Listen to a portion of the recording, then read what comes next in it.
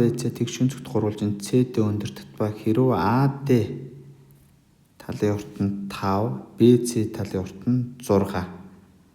X-ийг олгож чинь. За энд X байх нь BC талын урт нь 6, AD талын урт нь 5 юм байна.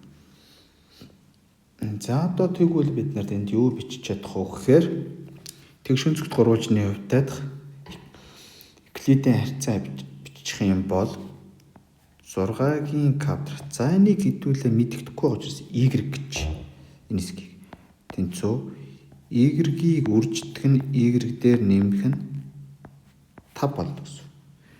За одоо энэ дээрээс y-ийг бодоолчих юм бол 36 тэнцүү y квадрат дээр нэмэх нь 5y буюу y квадрат дээр нэмэх нь 5y-гээс хасах нь 36 тэнцүү тэг гэдэг квадрат тэгштгэл болно гэсэн үг.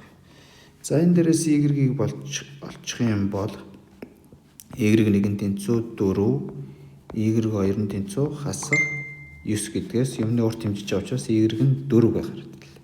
За нөгөө талаас Евклидийн харьцаа бичих юм бол x-ийн квадрат тэнцүү 5-ыг үржигдэх нь 5 дээр нэмэх нь y байна гэсэн.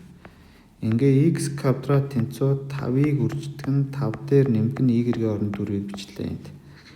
Тэгээ x квадрат тэнцүү 45 буюу хоёр талаас нь квадрат язгуур авчих юм бол x тэнцүү нэмэх хасах 3 язгуур дор 5. За бид нар юмны урт хэмжиж байгаа учраас x тэнцүү 5 байна. Ингээ бидний хариулт D хариулт байна.